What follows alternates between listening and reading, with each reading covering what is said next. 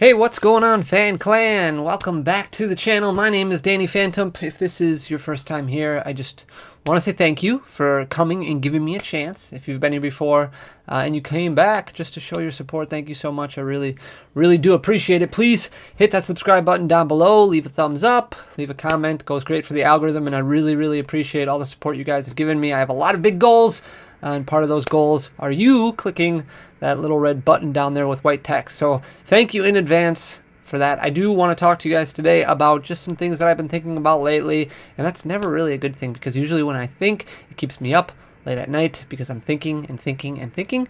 But I wanted to go over a little bit of our last video and then kind of talk about where things are right now as far as coming to this business from a business standpoint or a collector standpoint. I rewound time personally myself just to kind of look at where things started and where things have become now. I got into having my own Pokemon business, or being a part of a Pokemon business, I think it was 2016, so a little while after I started playing competitively and started getting back into the game. I had started playing competitively after just picking cards up that I found in my condo one day, and I was like, oh, I missed this. I really missed this. And then I started playing for a couple of years, realized that I couldn't get around to events as much as I would like to.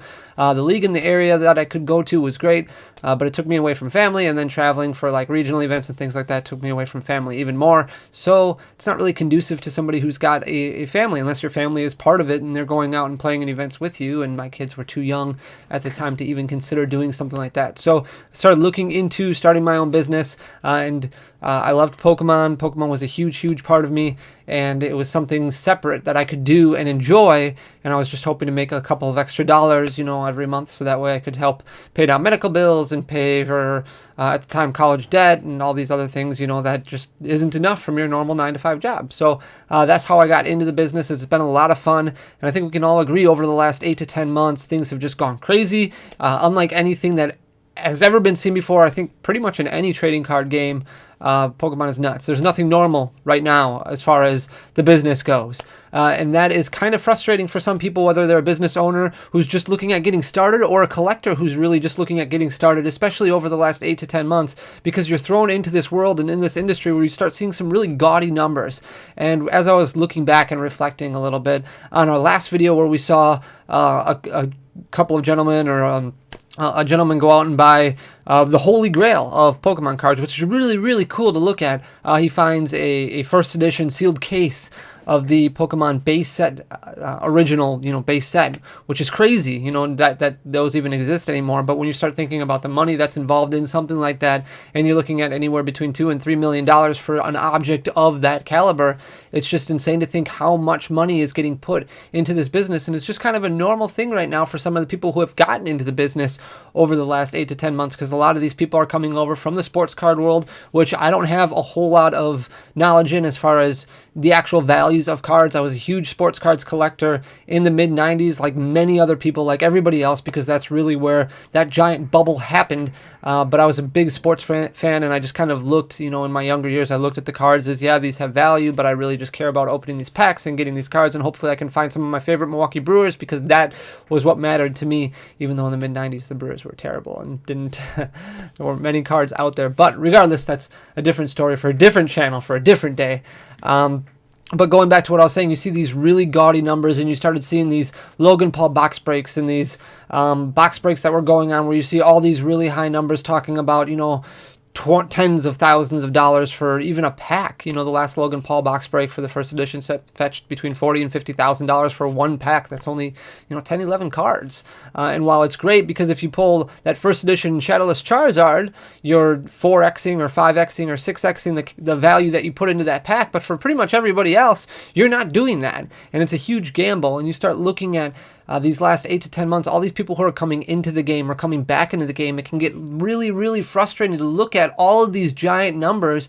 And a part of me was thinking, golly, if I was just getting into this business right now, or if I was just getting into collecting right now, I would probably think that I have to be a millionaire or be somebody who's got hundreds of thousands of dollars, so that way I can keep up with the Joneses, or keep up with everybody else who's out there that's spending all this money on Pokemon cards. I'm never going to get to that level. I'm going to never be there. And while I'm not somebody who's spending millions of dollars on cards, it's amazing when I look back and I see how far things have come from where they first started. So a lot of people ask me, well, what do I need to do to start my own Pokemon business? Or I want to get into Pokemon collecting, but I can't find product, or I don't have the money, I don't have the capital. How do I find the capital? It really just depends on what your work ethic is going to be and what you're willing to do to start out your business. And I know we've touched on this before, but I haven't really gone into too many numbers regarding what we had when we first started out, back in 2016 as a company when Dead Draw Gaming was a thing. That's what we started out with basically nothing. I mean, we had, had a lot of conversations prior to starting the business. We didn't want to risk any personal finances or anything like that because we both had families that we wanted to take care of and families that we wanted to support. And we were really worried about the risk because while there was a lot of people coming into the game because the Pokemon Go had basically was being announced, or it had just started, or it was coming up. It wasn't anywhere near where it was now, and we knew that Pokemon was much, much smaller than what it had been in the past. And our circle, the bubble that we kind of hung around with, was all competitive players, and we know that these guys, these competitive players, aren't spending a ton of money on cards. They're spending, the money that they need to buy their decks. They're spending as little amount of money as they can to fulfill their 60 card list, whether they're playing low rarity cards to make sure that they're not spending too much money, and they're going to be getting shuffled into decks anyway, so they're not going to be in great condition no matter what. And we're trying to figure out ways that we could bring costs down so that way they weren't paying an enormous amount for a Shaymin EX from Roaring Skies. And it was crazy to me thinking, this is kind of what our market is going to be, and we had all these dreams and aspirations of becoming this big business, but it started out so slowly. And that's kind of the thing that you really need to make sure that you focus on, is your own personal goals when it comes into collecting or being a business owner or something like that. I know it can be very frustrating because it's tough to find product, but you kind of have to start out adjusting your goals, and that's something that we really had to do from the get-go because we didn't start out with any capital or any money really to look at it. We had our own personal collections, which were very, very small, that we kind of started out with. I had recently just sold my entire collection off. I only had a really small amount, and my business partner at the time, Dan, he didn't have a whole lot either outside of his competitive cards. So we were kind of just starting from scratch and starting with basically nothing. And I did write down what we started at regarding our initial orders, and it's insane to think that this is what we started with. So the first set that we pre-ordered when it came to booster boxes was Steam Siege, which it seems weird now because Steam Siege actually has value to it, but at the time it was just not a great looking set. We pre-ordered 11 booster boxes of Steam Siege. That was our order from our distributor. That was the initial order that we put down. I remember finding our distributor and getting all excited because we were able to buy product at wholesale, and I was extremely, extremely happy. 11 booster boxes, and I was like, oh, I hope we can get it. I remember those days because it's like yesterday, just hoping that, they'll approve us for 11 booster boxes, thinking that I was getting, a decent chunk of booster boxes. So we got 11 booster boxes of that. I think we opened a couple of them just to stock singles, and the other like 7, 8, or 9 were pre-ordered. Then we had Evolutions was the next set, XY Evolutions. We opened 10 boxes on our own, which at the time felt like we were opening a lot. And we actually streamed that live on Twitch. And it was crazy because we were opening boxes. It took us forever. We were all excited. We ordered 20 booster boxes of Evolutions. That was our pre-order. This was the time when we were ordering just booster boxes, and I wasn't even speaking in terms of cases to our distributor. It's like, we want 20 booster boxes of Evolutions, not thinking of like rounding up to a whole case when I was placing orders.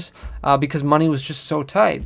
Then there was the Roaring Skies reprint that came out, and this really kind of hurt things because Shaymin had dropped down so significantly in value due to this reprint, and they reprinted the heck out of Roaring Skies. This was not like what you've seen lately with reprints when it comes to Unbroken Bonds or Ultra Prism or Unified Minds. This was a huge, huge reprint, and we ordered 4 cases, 24 boxes of the Roaring Skies reprint. And the reason behind that is because not too long after that was the release of Sun and Moon Base. And I remember thinking, we're going crazy on this one. We ordered 60 boxes or 10 cases of Sun and Moon Base. That was our pre-order. And then Guardians Rising, which was our next set. And this is really where Pokemon started to boom, the most recent boom after Pokemon Go. I remember bulk crashing around this time, where bulk was basically about 6-7 cents per common and uncommon. And at this time, right after Guardians Rising, it plummeted down to you couldn't even buy bulk, or you couldn't even sell bulk for 2 cents. Nobody was buying it. Nobody was taking it because there were just warehouses full of bulk. we ordered 150 boxes of Guardians Rising, and that felt like a lot. And then I actually looked at Burning Shadows, which was like the biggest set for us because it had that Rainbow Rare Charizard, it had Guzma, it had a lot of competitive cards in it that people were excited about, like Elisapod and Marshadow GX. We ordered 300 boxes of Burning Shadows. So that one felt like a ton. We ordered 50 cases of it. I remember paying for it and commenting to my distributor about, oh, that's a lot. That one hurt the bank account when we paid for that one. But looking back on it, that felt like it was so big. And we're looking around at other storefronts who are ordering, 100 cases of a new set or 200 cases of a new set. And we're like, wow, we are just so small. When's it going to get there? And at that point in time, after Burning Shadows hit, Pokemon really kind of fell. Ultra Prism came out. Ultra Prism was a great set, but it went out of print right away. Product was very limited for Ultra Prism. The competitive game kind of took a turn a little bit. Everybody was starting to get bored already with the Sun and Moon block, and things kind of dived down a little bit. Pokemon Go was getting a little outdated for many people, so there wasn't a whole lot of new people coming into the game, and then things kind of fell down a little bit up until, the last year when, let's say, Rebel Clash came out, and that's where things really started hyping up again into Darkness Ablaze, and then all of a sudden, boom, we are where we are today. But at the time, after Burning Shadows came out, we were stagnant for a very long time. And we were constantly hitting our heads against the wall, wondering, what do we have to do to get this business to grow? Because it just wasn't growing. We were putting singles on the website. The singles weren't moving. We were trying writing TCG articles. We tried having this professional team. We tried, our podcast, which came out on a weekly basis. And we tried so many different things that we could do in order to make our brand stick out more. And the problem wasn't necessarily our brand. The problem was we were just doing too many things at one time and not focusing on the nuts and bolts of the business, buying and selling, getting your margin, your expected margin, and then going around using that right away and then buying the next thing. I remember going to events, regional events, vending them and coming with $1,000 or $1,200, and that was our money that we would give change, that we would use to buy cards. And I remember going up one day, running out of money, day one, because we could not afford to buy singles anymore because we had bought too much singles and too much bulk. And I remember wheeling our bulk that we had already purchased down to the Troll and Toad booth and talking to someone and be like, hey, can I sell you this? We ran out of money. And the company that we sold it to took out, $10,000 and gave me, I forget what it was. I think we gave them 100,000 bulk cards. And at the time they were willing to give us 3 cents a piece for it. So he gave me $3,000 back. And I was like, whoa, this is like doubling our money that we had coming here. This seems like a lot. We ended up running out of money a second time that weekend. So looking back at it and looking at the numbers, where they are now to where they were then and how far we have grown, I know that it can get very frustrating. And that's kind of the moral of where this is all coming from, whether you're a collector or you're a business owner and you're struggling and hitting your head against a wall, wondering why this isn't working. Patience is always going to be something that I'm going to preach. And I know it sounds tough and contradictory, and it's like, oh yeah, well, you don't know what I'm going through, you don't know what I've been through, you don't know what this is like right now. And trust me, I do, because I've been there before, and I know that it's frustrating, and I know that it's difficult. Don't spread yourself too thin. Just focus on what you need to focus on and work on perfecting that before you add anything else to the plate. And that's the best advice that I can ever give you, is that you make sure that you're focusing on what is important and why you are doing what you're doing, and just let that drive you forward. Because if you keep spreading yourself thin and keep trying to tackle different areas to try and make something happen, all you're going to do is wear yourself out, and all you're going to do is just push yourself backwards. And that's ultimately where we went wrong, trying to take too many things on at a time, losing sight of what was important to us, and then it all kind of crumpled, after that. And it's unfortunate, but that's just the way that things go. You try to work yourself out of a rut, and all you end up doing is digging that hole deeper. So if you're having troubles opening your own business right now and you're looking out at all these numbers out there and it's getting discouraging, just turn the phone off, or turn your computer off, or turn your TV off. Don't look at it. Just kind of try and focus on what is important to you, and that's looking for cards, looking for things that you can turn around or that you can add to your collection that might be less importance of a find. You don't have to focus on these $2 million buys or these $10,000 buys or these $1,000 buys. Just focus on what's important to you at the time, and focus on those things that you need to do to grow. Because if you start surrounding yourself with all these gaudy numbers, it's going to get frustrating and you're going to feel left behind. But that's certainly not the case, because this business starts compounding itself. This isn't something like, a Dogecoin meme where you're going to go 10x, 20x overnight. This is something that takes time, and it takes energy, and it takes work. And that's the important thing to remember, is that this is a business, or that this is a collection, and this is a hobby for you that's important. So it's going to take time to grow. You're not going to be able to wake up tomorrow and your, secret rare Zamazenta is worth $10,000 and you'll be able to trade it for all of your collection goals, or it's worth $100,000 and you're going to be able to sell it for your dream car, and you want to buy a Bugatti and a Maserati and all these other things. You have to take time and just focus on what those gains, those slow gains, you're hitting your margins, or you're starting to add single cards to your collection rather than add 20 or 30 at a time. So instead of getting rambly, I'm going to cut this off now. But thank you so much to everyone for all of your support. I really, really appreciate it. Thank you for everything, guys. Until next time, peace.